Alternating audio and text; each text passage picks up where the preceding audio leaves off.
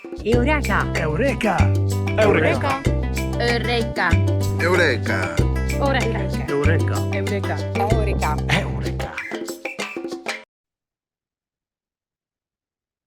Okay, so we will, I'll just introduce you. So, good afternoon, everyone, and welcome to the Eureka Projects webinars. I would like to introduce our guest speaker today for the third webinar, Fairooz Tamimi, the Director of Strategic Development at the Trans-Europe Halls. Fairooz, welcome, and thank you very much for accepting our invitation, and floor is yours. Thank you so much, Samiha. And thank you all for your interest in the topic. So as Samiha said, my name is Fairooz Tamimi, not an easy name. I come originally from Jordan, but I'm now part of Trans-Europe Hall. I'm the Director of Strategic Development now, but when I started with Trans-Europe Hall, I started as the specialist in diversity and inclusion. Before that, I worked in Nordic countries and especially like focus on Sweden with diversity and inclusion. And this started in 2013 when I relocated from another part of the world, from Jordan to Sweden. I saw there was so much waste in the resources and in the talents. And that's what made me focus on working with diversity and inclusion. I am an engineer by education and I'm a novelist, published author. I have 3 published novels in Arabic. You will not be able to read. And I have worked in different sectors, but since 2006, I'm working with arts and culture, mainly in grant-making organizations, international organizations, and now with a European network that is Trans-Europe Hall, that you are familiar with most probably. So the title of our presentation is Diversify or Die, and it's a bit sharp or maybe tough, but we will explain why this title. So let me start.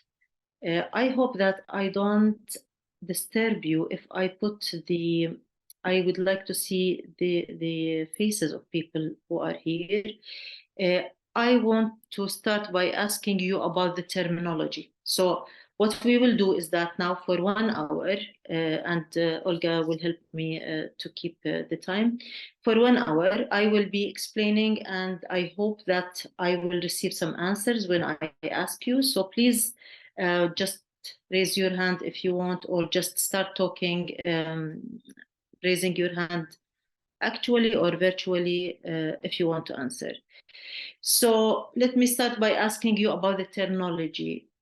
Can you identify or tell us what does any of these words mean to you? Exclusion, segregation, integration, and inclusion. So let me know if you want. I cannot see all the hands, Olga, so you can help me. If you have any of these terms that is clear to you and you would like to tell us what does it mean, please let me know. Any hands? Okay. Do you think they are the same? Samiha, please.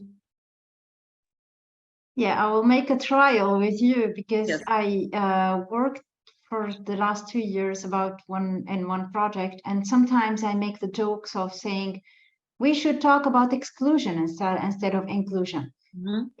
And I very much link them together because we talk sometimes about it, like these are the meanings that I have in my mind.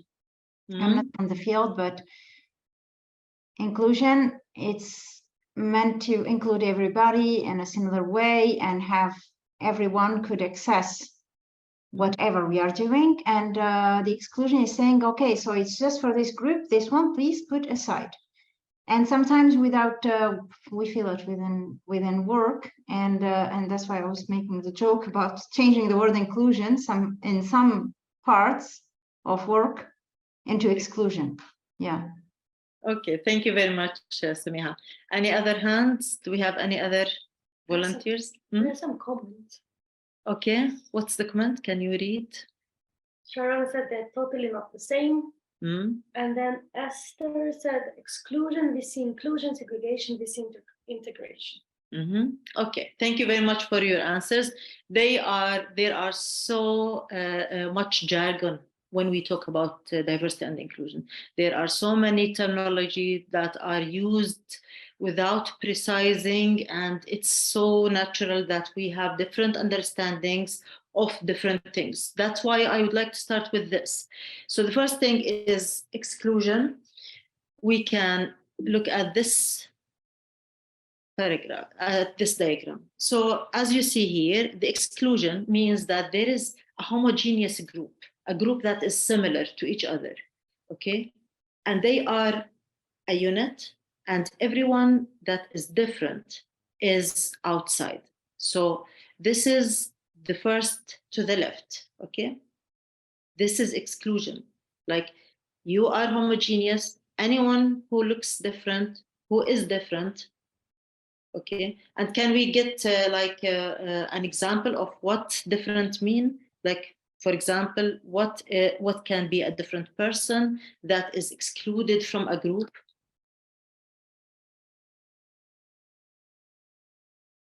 For example, I can say that if we have a person with different abilities, if we have a person with different race, if we have a person, even gender, even sexual orientation, if we have persons who are not exactly as the same homogeneous group, then they are just pushed out.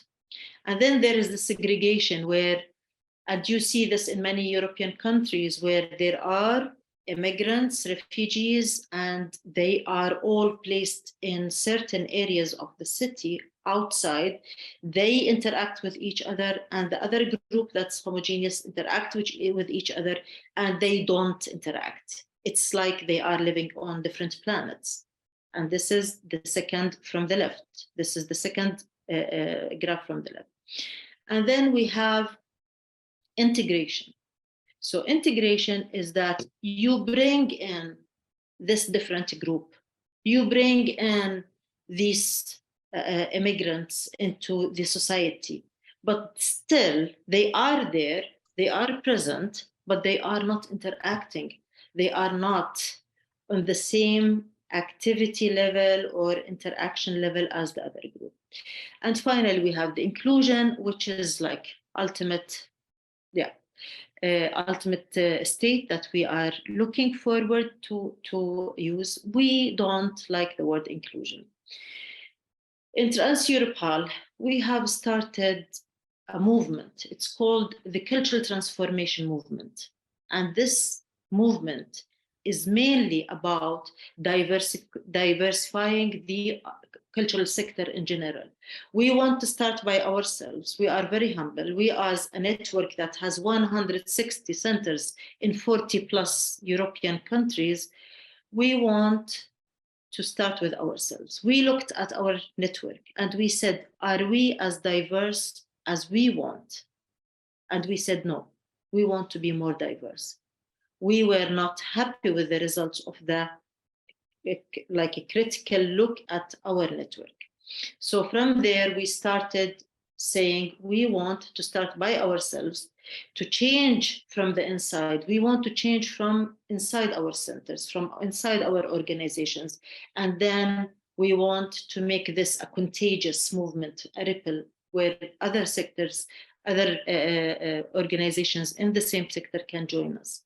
So we started with this, and we started by criticizing the term inclusion. Inclusion means for us in the movement. Now, when I say the movement, you know what movement I mean. The movement, I mean the cultural transformation movement of our network of Trans-Europal. Well, what do you mean by cultural transformation? Yeah, because we think when we say that we want to diversify our network, it's not an exercise that is cut and that is like standalone. it is actually a transformation from the inside. It is transforming our attitudes, our knowledge, our behavior. We will come to explain exactly what are the different aspects of diversification. But when we say cultural transformation movement, it means that we want to transform as cultural organizations. We want to transform the culture. How do we look at other different aspects and people and situations? Okay, does this answer your question? Yes. Okay, perfect. Any other questions? Please feel free to ask me while I'm explaining. We will have half an hour at the end to explain, to answer more questions, but please also feel free to stop me and ask me now when I'm explaining. Well, it seems for me, it seems a little bit that you talk as if it is something that can happen once you say we are doing a cultural transformation movement, then it will happen. But I think it is very much, maybe you're getting there and I'm a little bit too fast now, it's really very much about ourselves. Yes, it is. And about our beliefs and how we were brought up, and it's for me it seems a very deep issue. And when you say it's a cultural transformation, that kind of for me doesn't fit the whole attitude change we really need to go through. Yes, but maybe I'm going too fast. I'm sorry for that. Yes, no, it's absolutely good comment, but let me hear from you again when we reach to the end, okay? Because then if you still have this feeling, I would like really to discuss more with you. But you're right, it starts with individuals. Like any change starts with individuals, and we will come to that. If we had time, we will talk a little bit about change management, okay? So why do we, in the movement, why do we say we don't like the word inclusion? Because there is a bit of power imbalance. It's like a group is including the other group, okay? We prefer to call it social justice, okay? We prefer to call it equity, but we understand also that there are terms that have been used for so long, and sometimes we have to use the word inclusion, and that's completely fine, but I just wanted to explain to you. Let's start from here. What is diversity versus inclusion? What's the difference between these two words? Any volunteers? Yes, please. I guess due to diversity, we will need to think about inclusion. I mean, that's the link between one is pushing to get to think about the second. Yes, thank you very much. Absolutely. Right. Unless we are doing diversity as a decoration or just to wash our inequalities. How does that mean? Imagine you are a company. Imagine like IBM or Microsoft, okay? Imagine that they are so homogeneous. They are not diverse whatsoever. So they bring in people who are diverse.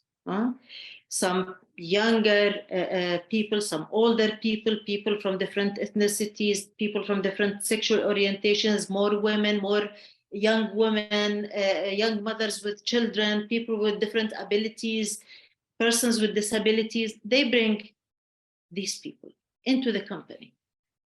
So this is a diverse workforce. But does this mean that Microsoft is inclusive? So we have to acknowledge that some organizations, they bring in people, a girl with hijab, a girl with a different faith. They bring in a diverse, different people. And that's why you see the advertisements, they focus a lot on these things. But if this diversity is not leading to inclusion of this workforce, okay, then it's meaningless. Then it is a pure decoration. Then we are doing, the organization that's doing this are just trying to say, oh, we are diverse. and we can get the grants from public funding because we have a diverse workforce. But if this is not part of including, okay, this group of people, then it's meaningless. And what does that mean? It means, like, imagine you are inviting, this is the classical example that we are given, you are inviting different people from all kinds and backgrounds and faiths and ages to a dancing party. If they are there doing nothing, then this is a room with a diverse participants. But if they are part of the dance or the activities that are happening, if they are leading some of the activities, if they are participating, putting their input, interacting, then this is inclusion. So this is a very classical example that is usually given to differentiate between diversity and inclusion. Okay, why do we need to diversify? Why is it really important to have a diverse, for example, organization, an organization that is one of the values is diversity? Why do you think it's important? If we have any volunteers. Okay, we have different reasons. There are so many reasons why we should diversify. First, there is the legal case. In so many countries, there are a case that considers lack of diversification as illegal. So, for example, in the UK, there are certain examples where you say, okay, this sector lacks a diverse representation, and this is illegal. So some of the organizations and some of the countries, they do this because it's illegal not to have a representation of the population, okay? But also there is the business case. The business case that says that, for example, during the 2015 wave of immigration to Europe from the Middle East after like Syria, after the revolution, there was a wave and people started saying that if you hire an immigrant in the company, it will make 20% increase in the sales, And of course, this is one aspect, is that when you diversify your workforce, it reflects on your business or on your operations if you are a not-for-profit. But the exaggeration there is also very dangerous, because if you say to the companies, you hire a person and then your income or your sales will increase by 20%, this is not true, and this is dangerous, and this is also opportunist. So what do we mean, for example, for us as the non-profit sector? What is the business case? The business case is that when we, for example, diversify our artists who are on the stage, then we are attracting another audience, a wider audience, right? So this is the business case, that one of the reasons why we need to diversify is that when you are sure representing the population, reflecting, you are mirroring what is in the population, or the communities you are serving as a cultural center, for example, if you reflect that on your artists, in your operations, then you are sure that you are creating more benefits for your organization, whether by connecting more to the community, whether that is more people sitting in the theater, different ways, depends on what type of organization you are in. The moral case. The moral case means that we as human beings, we would like to do the right thing, right? We would like to say that, yes, we think it's equality or equity. We believe that we are all equal, regardless of how different you are. You have the same rights to be in this organization, in this event, in this situation, in this job as anyone else. So because we want to do the right things, this is the moral case, but also the creative case. And this is the most, for me, this is the most interesting because not many people recognize this. And Arts Council England, they started a whole project. It's the creative case. It's about diversification of their course grantees, but we use that also as an inspiration to diversify our organization. So what is the creative case? The creative case starts by saying arts and creativity comes from the fact that we want to create something that does not exist, something that is not, we are not familiar with, something that's different, okay? And this is exactly why artists and cultural organization should be very keen on diversity, because this is the core of our work. We are creatives, we are artists, we are writers, we are musicians. This is the main thing about our creativity, that we are inspired by the difference, by the things that does not exist, the things that we want to bring in there, by the people that we don't know. So this is also the creative case. Okay, let's see. Do we have a comment, Olga? No. Okay. We developed something called the diversity lens. What does that mean? It means like you are taking a lens and you are putting on different places so that you see what diversity can help you in which area. So let's start by that.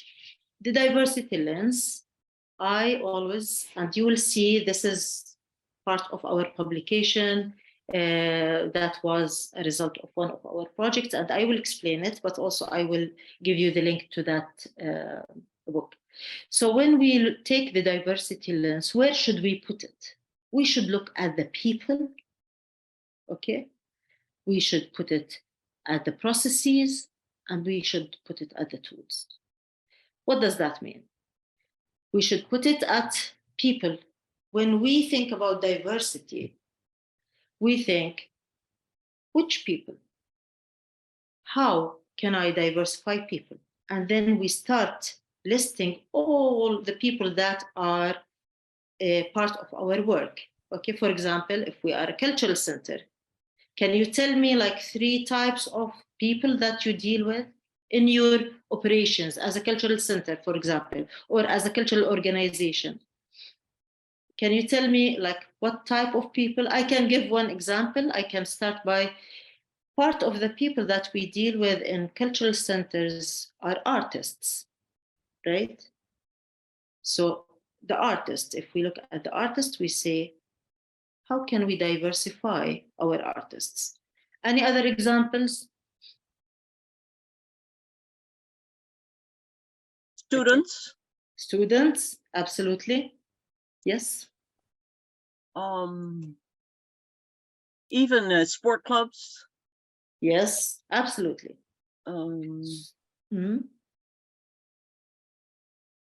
Teams, professional teams. Yes. Yes, thank you. So we start thinking like, in my position, if I am a student, if I am a professor, if I am a cultural professional, if I am the manager of a cultural center. But maybe to say something not very social correct, but I want to bring it in. Yes.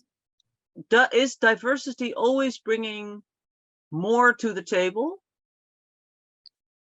Absolutely. I can defend this to the end of my life. Absolutely. I agree with you, but I'm also kind of bringing in, also trying to bring in the difficult discussions. Yes, absolutely. And I appreciate it. Thank you very much. It's very important. And that's something that we will talk about when we talk about the tools and the knowledge. Okay.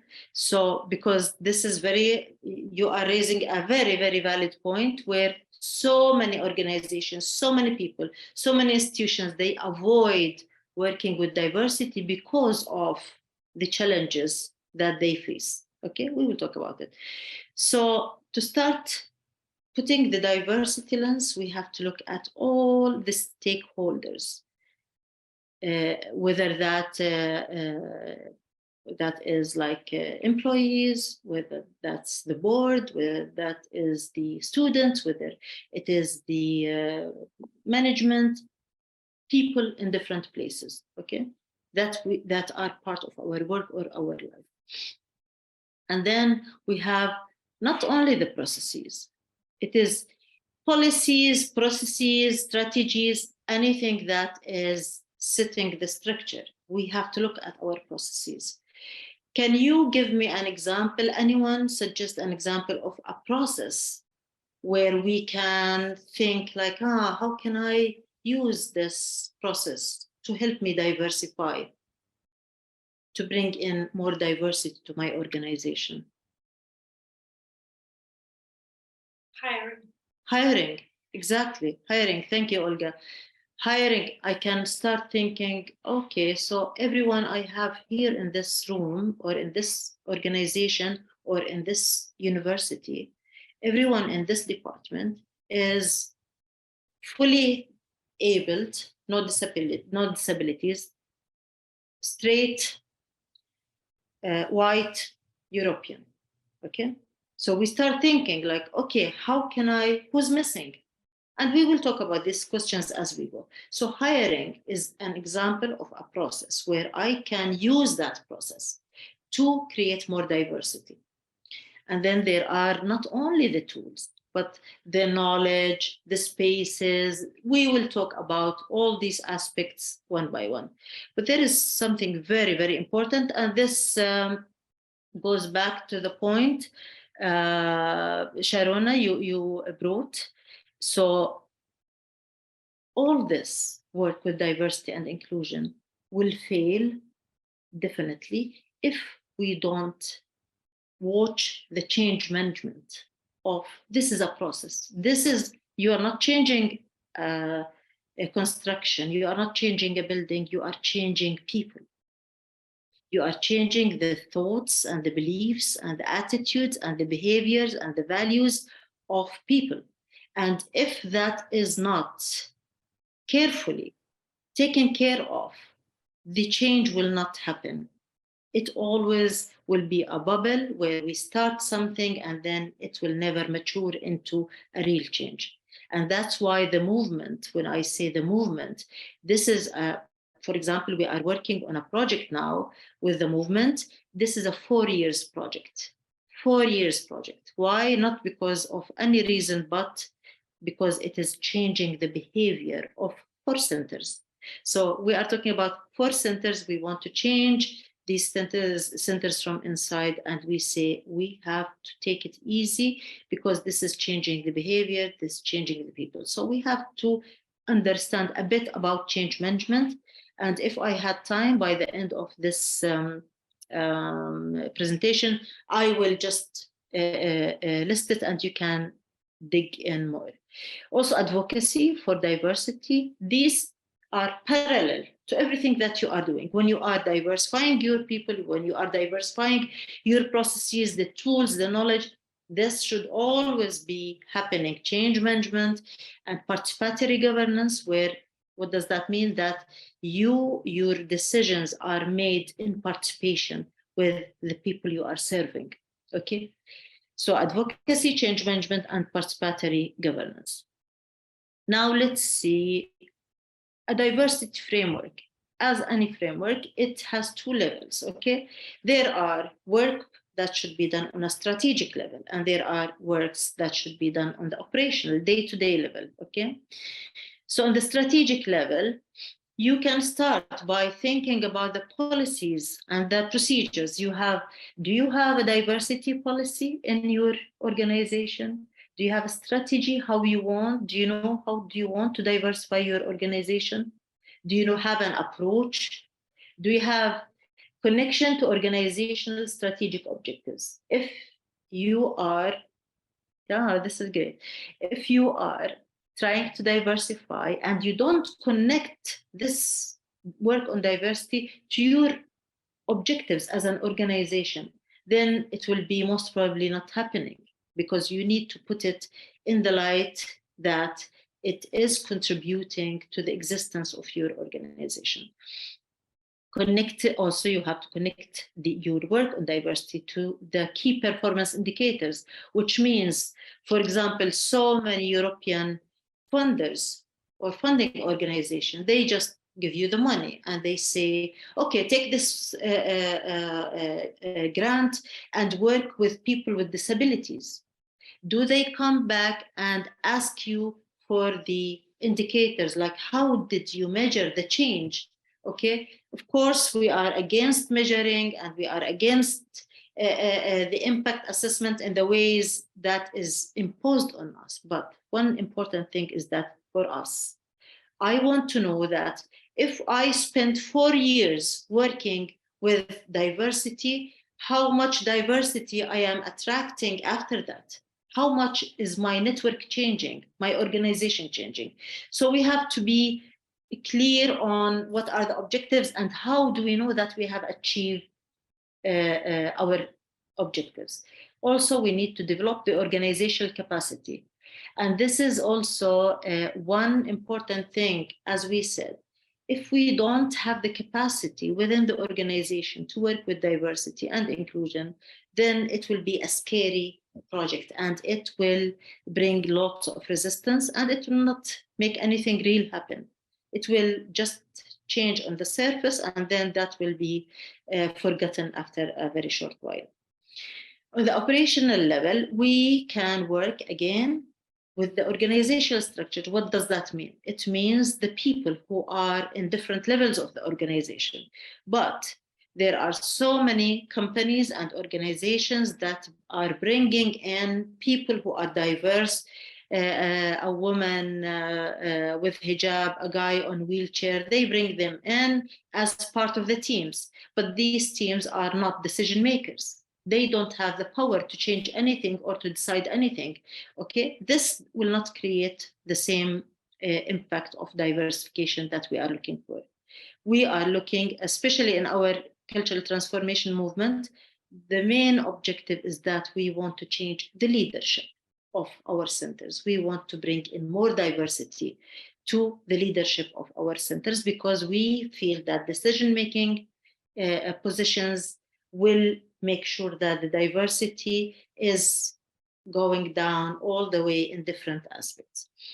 Policies and the procedures and processes are very important, and we will talk about it a little bit. And as I said, tools and knowledge is the last one. So how do we diversify the people? We start by asking ourselves, which people?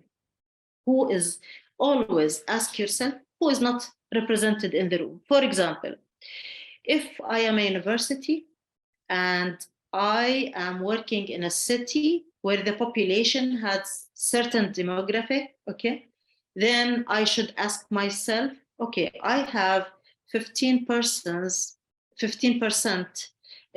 of the people living in my city that are immigrant. I have 6% of the population who are suffering of one or other disability. I have 50% of the population who are women. I look into my university, I look into my department, I look into my team, and I ask, do I have a fair balance of gender, of abilities, of ethnicities? Of course, you cannot do all of that, but you have to focus. What are your priorities? What is the first thing that you want to start with? Okay, and then you have to think like why they are not present. Why is my university doesn't have any director or any team leader who is with different sexual orientation? What is the reason? What am I doing that is not giving the assurance to people with different sexual orientations to join? Or am I reaching out to them? Am I reaching out to them in the right way, in the right channel? So we have to start thinking about which people are missing and how can we make the change happen if we want to change this. Then I will give 2 examples of diversifying the people, diversifying the boards. So if you have a board, if you have a board for your project, if you have a board for your organization, why do we need to diversify the boards? Because first, diversifying the board reduces the risk of disconnection between the board members and or the organization and the communities we are serving, okay?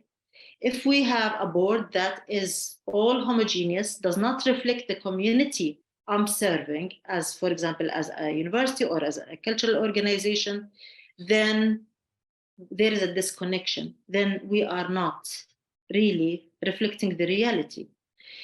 Also, a diverse board usually increases the public confidence and accountability.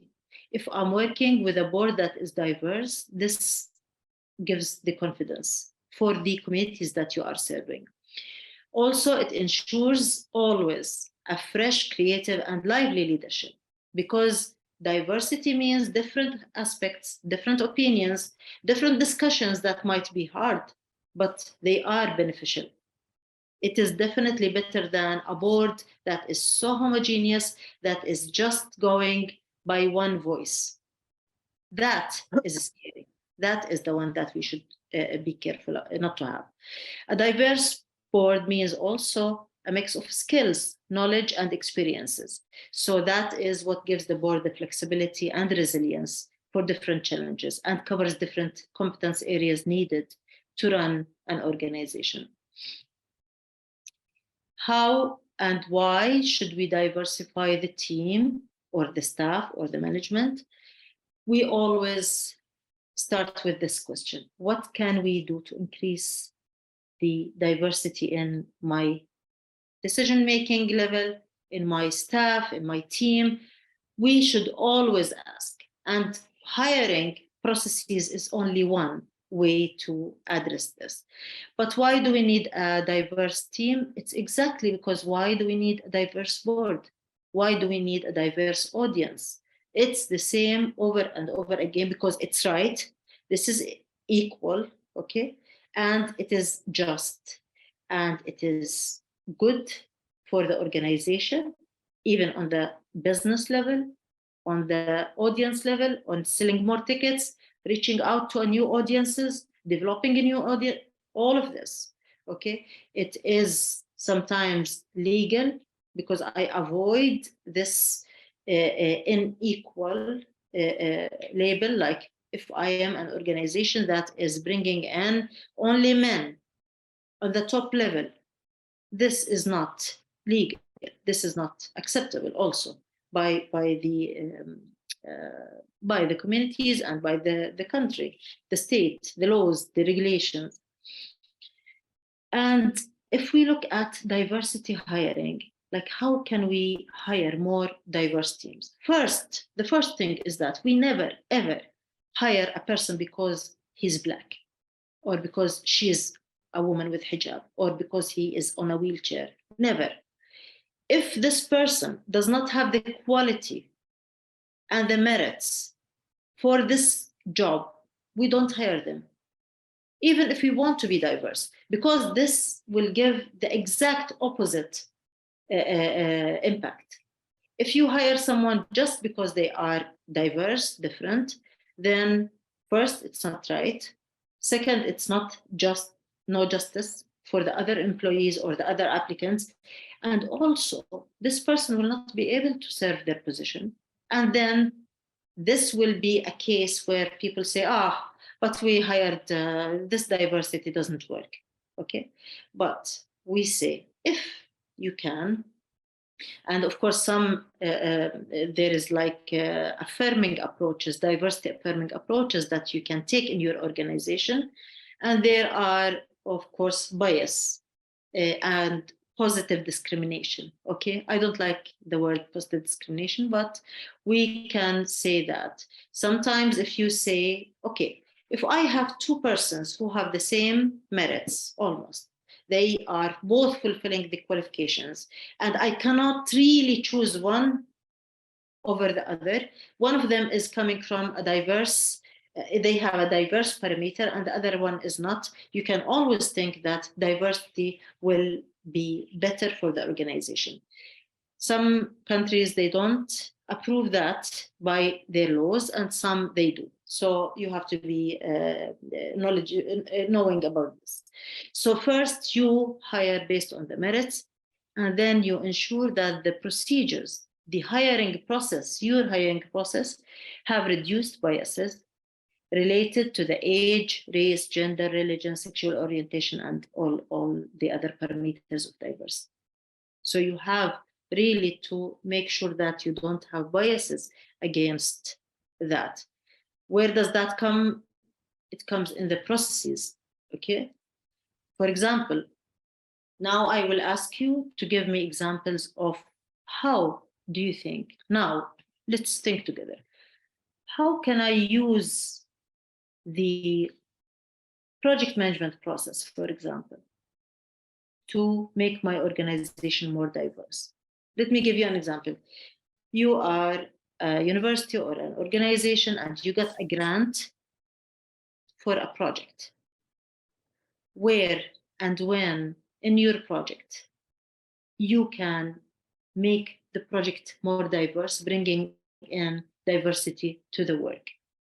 Any idea? Yes, please, Samiha. Yes, it could be while choosing the partners. That's Exactly. one point. Yes. Second, also, it's getting the collaborators within the project, or even the team, the actual team, which is going to be working in the project within the university itself. Thank you very much. Exactly. So what Samiha said is that she thought like the people in the project, how can I make them diverse? So the partners, the organizations that I'm working with, the team I'm hiring, the collaborators I'm hiring, collaborating with. So we think about the project management process as an opportunity for me to look at what are the different points where I can bring in more diversity. Let me also say something. So many times in the beginning of the project, we do brainstorming sessions, right? Brainstorming sessions, we are thinking about what do we want to do, what are the ideas, what are the main things we want to do. Even if we don't have them as part of the team or as the collaborator, if you can open up, okay, and invite more diverse participants in the very, very beginning of the project, this will make sure that when you work later on in the project, there is more diversity. Let me give you an example. A cultural center having a grant to do some events or a festival for the city, okay? In their city, they will organize a festival or they will organize an event. It's not enough that people who are part of the project are in the discussion in the very, very early, in the beginning discussion. It's so important that you make sure that this city where the event will happen is represented into the discussions, into the very early discussions of your project. City representatives, okay? What does this city look like? Who are living here? What type of people? Okay, what type of groups? So, for example, if you have different ethnic groups, if you have a younger audience, like a younger generation that is very strong in the city, if you have, for example, an organization that is dealing with deaf people, okay, invite them.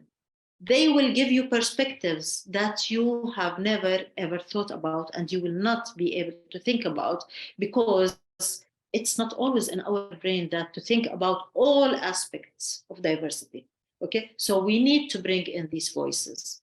We need to bring them in so that they widen up our thinking about how this project can be done. Okay, then in the communication processes, how do you think we can use the communication processes to be more diverse, to attract more diverse people to work with us? Any suggestions? I can make one. Yes, It's please. a language. Yes. the language, like us here at the in Bilbao, we have the Euskera, we have the Spanish, but when we are communicating with different partners, usually you have that email with the 3 different texts and 3 different languages Yes. parallel. Yeah. Thank you very much. This is a very good example. What else? Visual communication. Visual communication, because sometimes, and this is also dangerous, because some people, they use it. Some people, they are reflecting, they are using it because it's only reflecting, okay, what is in reality happening. I give you an example. In Trans-European, our organization, when we advertise, we stress this fact that we are more than can you mute anyone? We have the visual of our job advertisement, for example. It focuses on diversity a lot. Why? Because we are also a very diverse team, very diverse. So it is reflecting our priority, because this is a priority for us. We are not faking it. But there are, of course, some organizations that will use anything to make themselves look. It's like a greenwashing. It's also color washing. It is like different aspects. So in the communication processes, you can think, okay, I have this project, and this project, I wanted to reach out to different audience. What can I do?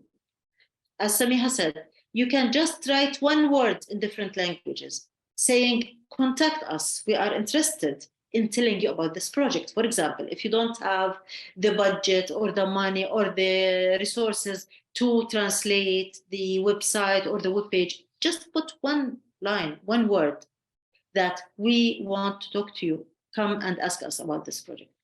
Another thing is that, for example, and this happened in one of our projects, we were having a project about social inclusion in Kiev and Turkey with partners, members from Kiev and partners from Turkey. And we have used the channel to reach out to people with different hearing impairments and visual impairments. So we announced through the associations that are working with people with visual impairment, people with hearing impairments. So we use the channels of the specialized organizations. If we want to reach out to and we did this also, reaching out to the LGBTQI community, we went and we had some collaboration with the organizations that are advocating. We use their platforms. So use the platforms to reach out to different groups.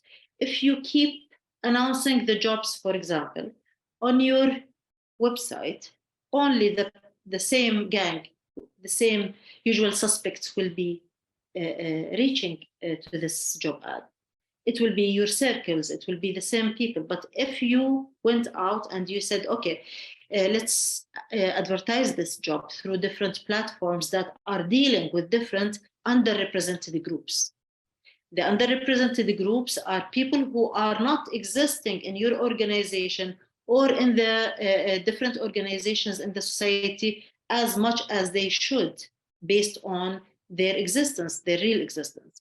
So you can diversify the channels that you are using, but also the language, as Olga said, and as you said, Samiha, not in terms of different like English and Spanish, but also the language. Sometimes the language is so tough, it scares some people, okay? Sometimes you put a word like, we are welcoming, we are giving a flexibility, we are giving for young mothers or mothers with young kids. This immediately will tell this young artist that she is welcome to apply. Otherwise, she will think, oh, this will be a problem, okay, because I cannot work completely in the office or I cannot move from home. So use words and use language and tone that reflects your real priority, okay? And then we have the recruitment process. again, we said if we want to recruit, we want to hire a diverse a group of people, then the recruitment process, I should look at the hiring process. Why I am asking people to fill in the CV, for example, only a written CV. If I want really to invite someone who is not able to write as good, or who might prefer to send a video or an audio, we have to think, can we afford this? Does it work for us? Also make sure that it works for you, because if it doesn't work for you, it will not work. So look for different formats and forms for the recruitment. And if we have, now we are running out of time, I will just touch them very quickly. Budgeting processes, we learned this in the hard way. The first diversity and inclusion project we were working with, we did not budget for diversity. So we were having this workshop, and suddenly we have a group of 12 persons who needed sign language. And we did not budget for that. So we we found a solution, but this was very, very good example that now we can never forget it, okay? So always think, if you can, budget a bit of money for inviting people, for example, who needs an assistance or interpretation to another language. And always the best way is when you are programming an event, think of how you can make people from underrepresented groups come. How can you make it possible for women, lonely women who are coming? It can be as easy as making the lighting outside better. This is one of the reasons that by a survey, it was one of the reasons why young women don't go to events at night, because it's a bit far off the city and it's dark and they are scared. So you can work on safety and you can work on accessibility. You can say you can just mention it if you do have it. We have an accessible venue for people on wheelchair. We have a quiet room for nursing mothers. We have an interpreter for people with impairment, vision impairment. So you can just program your event so that it is attractive for different groups. Tools, and this is the same lens as you see, but now I will just make it like this. So you can see, for the people, you can look at the boards, your board, how can you make it more diverse? At your audience, you have to ask yourself, how can I make my audience more diverse? How can I make my teams more diverse? The artists I work with, the leadership. This is wrong here, the intercultural space, it should be here, okay? The spaces, the venues, the events, the website, the planning, even if it's part of it is in policies, but also you can use it as a tool. Equipment, anything that you have, the knowledge, the content, the offering that you are doing is part of your tools. And then, of course, we have the policies and the processes and procedures. It is like you look, if you have a diversity policy, your recruiting policy, communication, project management, all of these, you have to stand and think to yourself, what can I do in this process to make sure that I am attracting diversity and I am diverse in my own organization? This is the publication that we have on our website. It is published there. You can visit our website and download this Diversity and Inclusion Handbook. Okay, it is for cultural centers, but also you, as in any capacity in university, in any different type of organization, you will benefit from this. This was part of a project that was funded by the Swedish Institute, and we did it with our partner Izoliatia and another partner in Turkish. And then you can just see that there are so many different aspects that you can look at, people, processes, and tools. Just take a look at it, download it for free, and yeah, it is very good way. We don't have time, but I would like just to mention the change management. The change management, just to mention it, okay, it is to focus on the people side of the change, okay? You want to change something, it's not about the project, it's change happens on an individual level first, okay? And you need it because you don't want to have failure or you don't want resistance to the change. And there is very good modules of how you can manage the change. It starts with awareness, making people aware before the change happens, making them very aware what is going to happen and why, and making a very good case. Why should we diversify? How we are going to do this, okay? And then you want to make them want to be part of this change. You want them to want to diversify the team, okay? And then you have to give them the knowledge, because this is what also one of the questions, like, how can we make sure that people are safe? Because one of the most important things is that people don't want to work with diversity because they are scared that they can make something that is politically incorrect and they are labeled as whatever. So we have to make sure that we build the capacity, the intercultural capacity of your team to understand diversity, to understand how to deal with diversity, to understand how to deal with different challenges raising from diversity. Only then, when they know that they have the knowledge and they have the ability, they will be part of the change. Otherwise, there will be different resistance. And this is an explanation. I can send you the presentation explaining every part of the module. These are the most common causes of resistance to change. Why do people resist the change? You want to bring diversity, and people either negatively or positively, they are against that, okay? Because some people, they don't want to lose something of value. They maybe lack of trust and misunderstanding of the change, or they don't think that the change makes sense because awareness and knowledge was not done for them. So they are not sure that this makes sense, okay? And then a low tolerance for change. And we have to know that resistance to change is a very natural and human reaction. Any change. You, as a person, imagine you are in a car that is moving, and then when the change happens and the car stops, you react, right? There is this reverse action. So resistant to change is very normal. We have to know how to deal with it, okay? And then there are some tips. This will be in the presentation that I will send to you after we finish this. Now I would like to open for questions, if you have any questions, and if there is anything, any comments in the chat. Any questions? We have time for that. Everything is clear. Okay.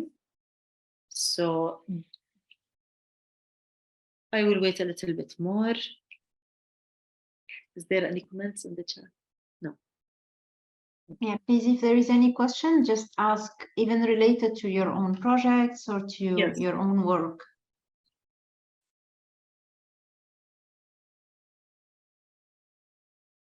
We lost, what was her name? Sharon? Yeah, she left. Oh, okay.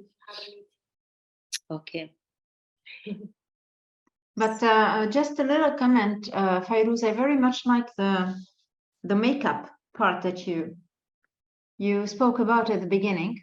Yeah. Because sometimes it feels like this when you see even advertisements for recruitment, for example, or seeing some.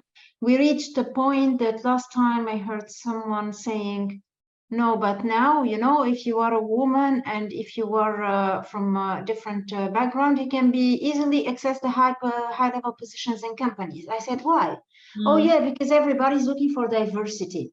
And that's why I started speaking about, I mean, a little negative, because I was thinking that if it's a forcing into, if some companies or some organizations, they are just following the rules or the way that higher organization under which they are pushing a little bit towards diversity, sometimes it becomes like just making a makeup, just clear it up the picture, not real.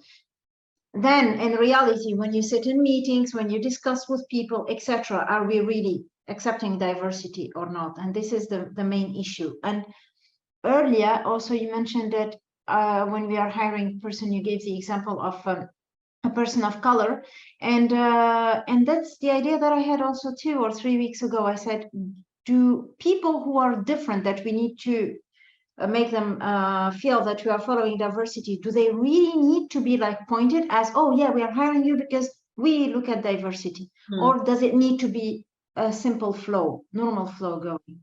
So just some ideas that I'm thinking about. Yes, thank you very much. This is very important. I will start with the last point. During the Women's Day, I was newly in Sweden, and I will give an example from my life.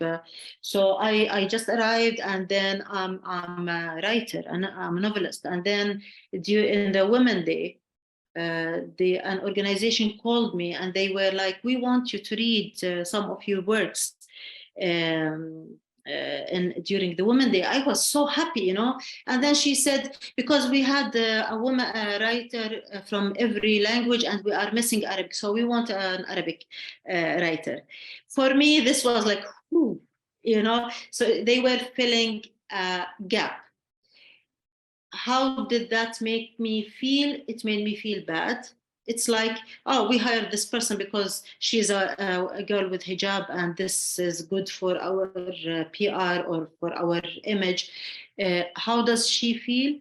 If she does not feel that she was selected for her quality, if I was not selected for my writing, if this woman who's calling me did not read my book or my writing, or did not even ask me to send her some of my translated works, then I don't take that seriously. I don't get flattered by that. I don't get happy by that. And this girl with hijab, she will, unless she feels that her quality, her skills are needed, and she can give to the organization, and just like anyone else, not pointed out, but it is justice, it is equity to have different groups represented in the workforce, and making it a very clear point on the organization level that this is equity. This is not a favor we are doing to the people with disabilities. We have 15% or 6% of the population who are with disabilities. We want people with disabilities to come to our events, then we have to work with that. Okay, and I forgot the first point. No, the first point was just a little comment. I mean, but you made the most important of it because they were linked together. Yeah. Both. Yes, thank you. Any other questions? Development. Do we have any question? Yeah, Yes, can Martha, go ahead, please. Yeah, I would like to know if you know research or scientific evidence about if working in intercultural teams can be more effective than working in non-diversity teams. Yes, there are so many researches about this, and I can also recommend another book about inclusion that you can find all types of references there. But yes, at certain years it became like, oh, if you have this diversity, then it is beneficial to the business or operations.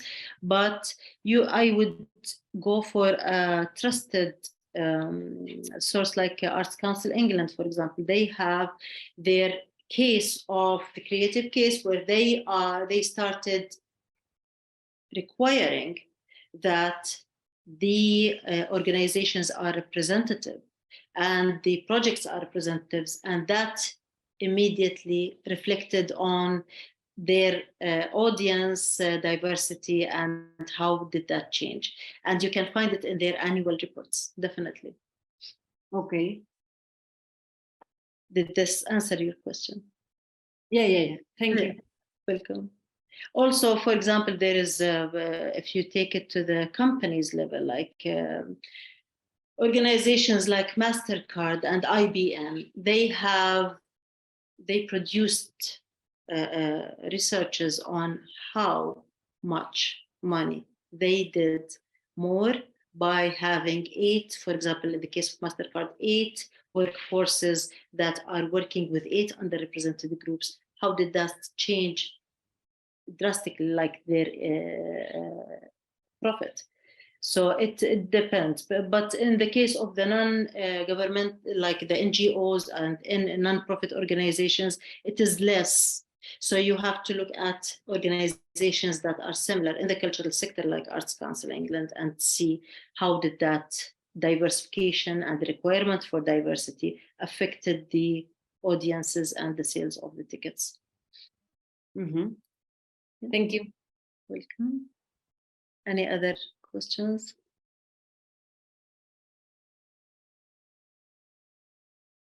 Okay. I think we have covered the questions, and is there anybody else who has questions? Just to make sure that we don't have.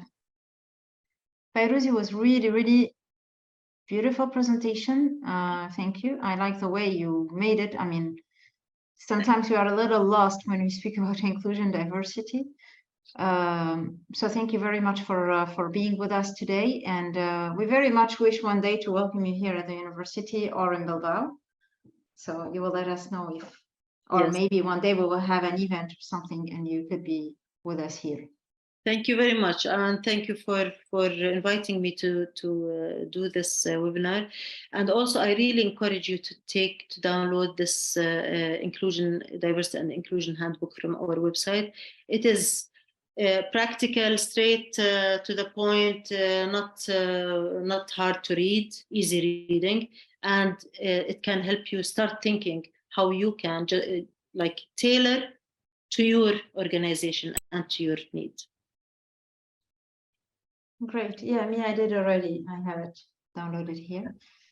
Great. So thank you very much. And Olga, also thank you to have invited Fairooz. And for the participants, also thank you very much to have come and joined us. And of course, it will be published on the YouTube channel of Deusto, and we will share with you the link as soon as it will be out. So thank you very much. Thank you. Bye-bye. Bye-bye. Eureka! Eureka! Eureka! Eureka! Eureka! Eureka! Eureka! Eureka! Eureka!